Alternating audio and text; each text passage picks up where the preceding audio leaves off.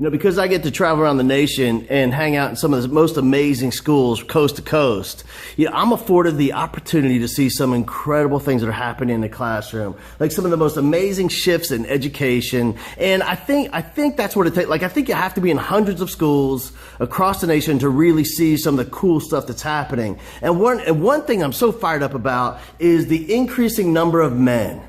The increasing number of men of strong character that have accepted the privilege and the honor and the ultimate responsibility of standing before kids and teaching.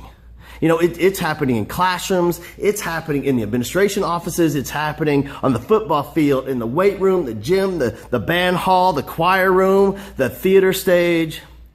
It's happening everywhere. See more and more men accept the responsibility to serve as the role model and the mentor and the hero and the teacher for kids, especially boys.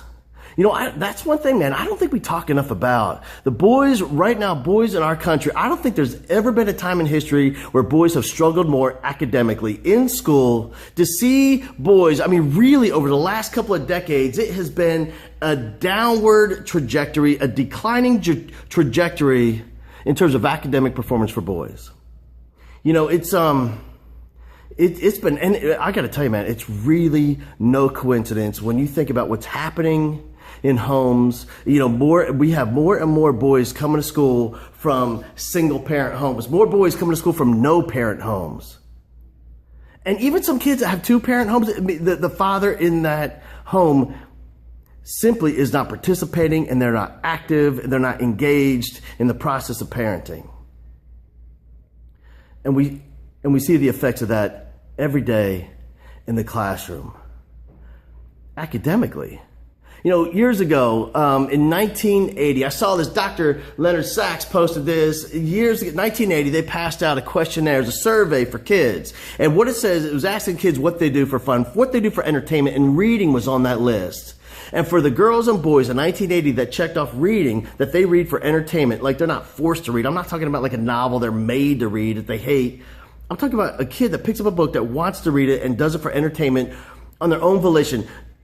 In 1980, girls and boys were about equal. Those kids that read for entertainment. Today, like almost 40 years later, girls are about the same. Girls that choose to read for entertainment, boys, they're not even on the list. Like the number of boys who read for entertainment is so small, like it's so negligible, it doesn't even make the chart. It doesn't get on the graph.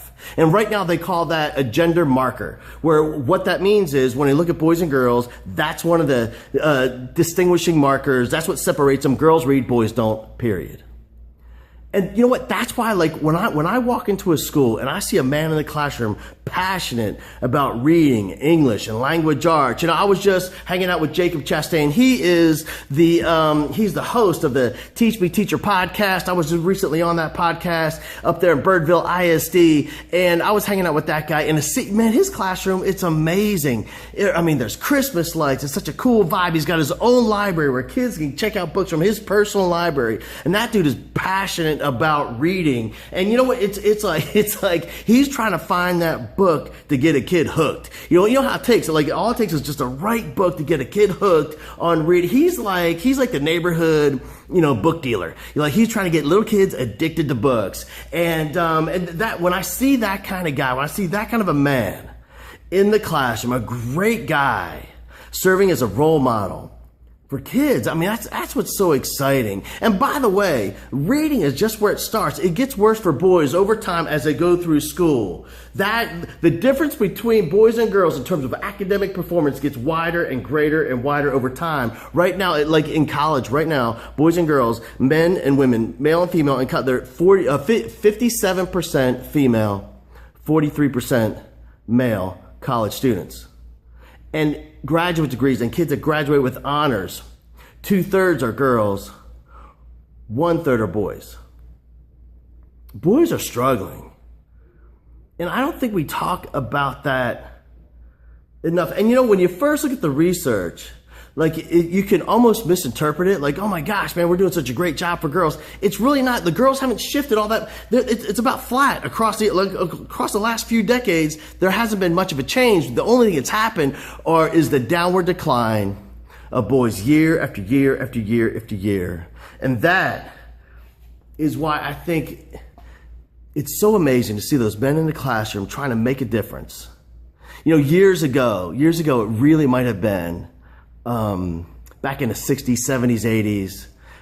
A man could come in the classroom and he really could have thought, I'm not here to parent anybody's child. I'm not here to raise anybody's child. I'm here to deliver the content and to teach the material.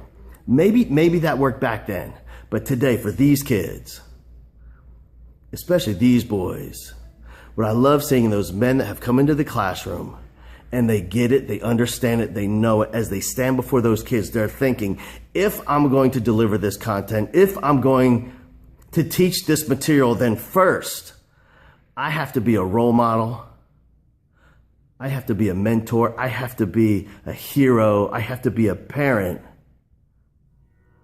First, I've got to be a dad.